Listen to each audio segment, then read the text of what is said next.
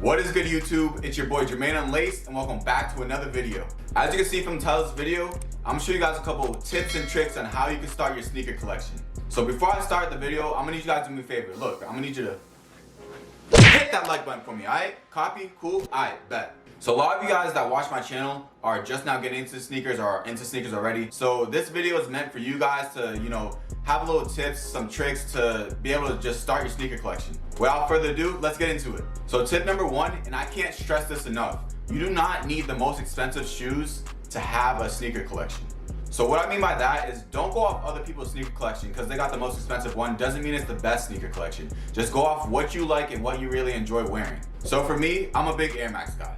I'm a big Air Max 1, Air Max 97, Air Max 90s. I love those. So for me, like grabbing a pair of shoes like this, like Air Max 90s, just an everyday shoe, something that you can really see yourself wearing, is just a dope pickup just to have in your collection. So now let's move on to tip number two. So tip number two, just to piggyback off tip number one a little bit, it's get what you like. But at the same time, while you get what you like, treat those shoes as if they are that most expensive shoe. Treat them as if they're a pair of freaking Air Max, because at the end of the day, they're shoes that really start your collection that you need to take care of. And by take care of your shoes, I mean still wear them as much as you want. Just make sure that you keep them clean and be mindful of what you're doing. So for instance, whenever I want to wear a specific shoe that I really love, I just check the weather real quick just to make sure it's going to be a good day outside, because you just got to keep your shoes in good condition and be mindful of what's going to be outside. So now tip number three, and this is an important one. So we live in an era where we have so many great places to find great deals on shoes. So like I said, if you're a new sneakerhead and you're trying to start a new collection, there's a few places that you could go, like the Nike outlet or the Adidas outlet, that always have tremendous deals. I couldn't count on one finger how many shoes that I've gotten from these outlets that I still have to this day. So some smart things to do, you walk in, you go to that Nike clearance back wall and see what deals they have, like 20% off, 30% off, and you just feed off that. So just the other day, I walked into Adidas and they had 50% off the entire store. So if you walk into the Adidas stores and you like runners or you're a classic guy, you get shoes for really cheap. For example, there's Stan Smiths in there that I seen the other day.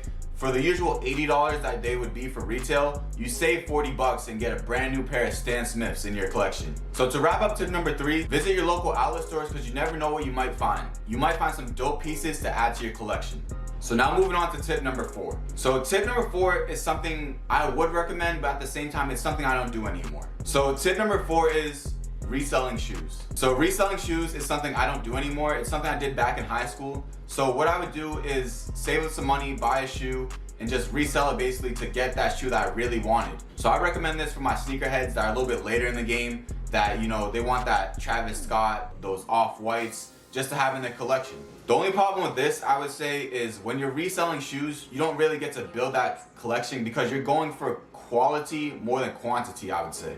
And a lot of times we find ourselves in a place of getting shoes that are hyped at the time, and like later on, you'll probably even sell those again. So right now, more than ever, it's not hard to resell sneakers because you got places like StockX, Go, or your local sneaker stores. So also, like I said, I don't resell shoes anymore, but if you guys want a video on how I did that, comment down below and I'll drop that video for you guys. So like I said, to wrap up tip number four, it's basically reselling shoes to get that highly sought after shoe that costs a lot of bread, but you just want in your collection. So tip number five, which is the final tip, is something I've been saying all video basically. So tip number five is like what you like, and don't ever base your sneaker collection on anybody else's, because you like what you like and you buy what you want to buy. So one thing I would say for sure is don't get a shoe just to fit in, or don't get a shoe just because it's the most hype thing at the time. Get a shoe because you like it and it's something that you can really see yourself wearing. So people that know me might be thinking to themselves, Jermain, how could you say that? You have hype shoes. But also, I have other shoes that I just buy just because I think they're cool, and I treat them just the same as those hype shoes that I really love. So every shoe that I have, I wear it to my day-to-day life, but the hardest thing is finding an outfit for the shoe, so that's why some of my shoes are still DS. So that wraps up tip number five, and also wraps up this video. And like I said, I can't stress this enough, start a collection, but also wear your shoes. So that ends the video of how to start a sneaker collection. And if you guys liked it, don't forget, like, comment, share, subscribe. It's Jermain Unlaced. I'm out of here. Peace.